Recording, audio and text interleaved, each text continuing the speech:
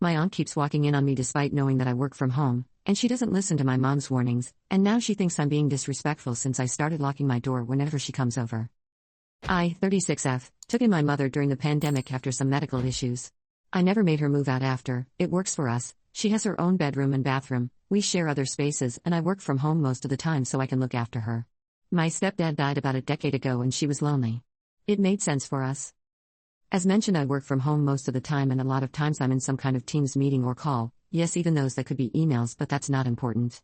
So I don't really have time for chit-chat during office hours. My mom's sister, aka my aunt, tends to drop by unannounced to visit with my mom. Which I don't really mind, but she had a tendency to step into my office without knocking while I'm working and start talking to me about her neighbor's sister's kid who did blah blah blah. I've more than once explained to her that I'm working and or I'm on a call and I can't really chat right now. But she just keeps talking like nothing happened. Today she actually announced to my mom she was coming over. I reminded my mom to tell her I'm working and on calls and can't be disturbed, and my mom agreed she would tell her not to bother me. But just to be safe I locked my office door so she couldn't walk in.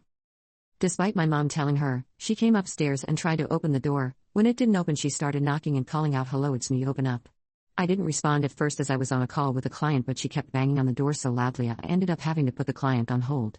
I told her without opening the door I was on a call and could not talk right now, and my aunt left in a huff. Now she's bombarding my mom with texts about how rude I was for locking myself in my office knowing I was having company. So am I a jerk? Update. After I finished my workday, I took my mom out for dinner and we discussed the matter.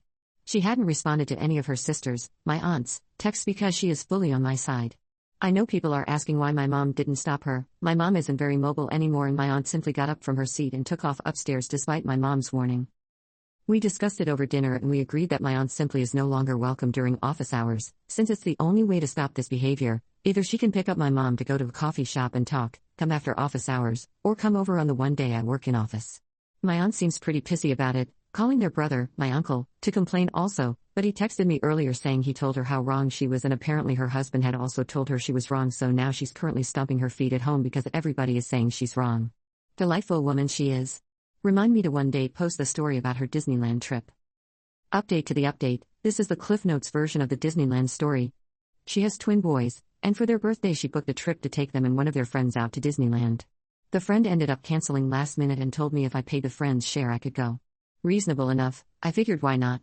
I was 16 at the time. This story is like 20 years old. I'm European so this is Disneyland Paris I'm talking about, and I'm not from France so this is an international trip. This becomes important later, my cousins are maybe 10-ish at this point. So anyways, we're in the parks and she has been a menace all trip already, but I'm dealing with it.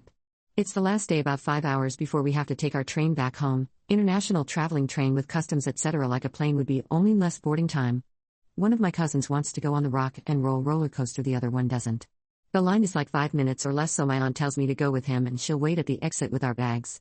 So I leave my bag containing my phone, my ID, my money, everything in her care. 10 minutes later me and my cousin get out of the ride, and she is gone. So I start looking around, cannot find her. After half an hour of waiting, maybe they went to the bathroom or something, still nothing. We go check the bathrooms, neighboring rides, the works, no aunt. I have no phone on me to call her, and with us having to leave for the train in 4 hours I get nervous. I'm a 16-year-old with a 10-year-old at my hand and no money, no ID, no phone, nothing.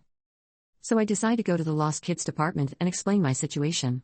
They end up calling her through the park's intercom. Another hour goes by. No aunt.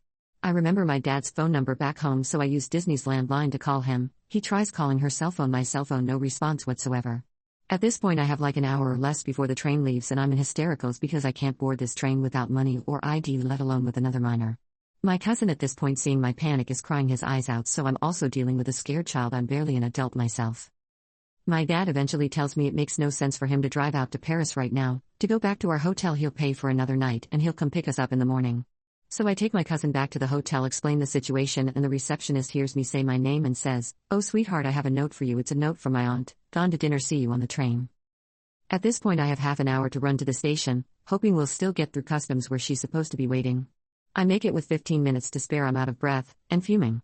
We end up making it through customs, God only knows how, and manage to get on the train literally as the doors close on us. I call my dad, explain the update, and he is also fuming at this point. To which my aunt turns to me and goes, "I don't know why you're so mad. I left a note at the hotel and I brought you something to eat," and hands me a freaking dinner roll. I took my stuff, went to the dining car with my cousin who she also almost abandoned, and gave him the biggest slice of chocolate cake, my budget goodbye, and never came back to our seats to talk to her.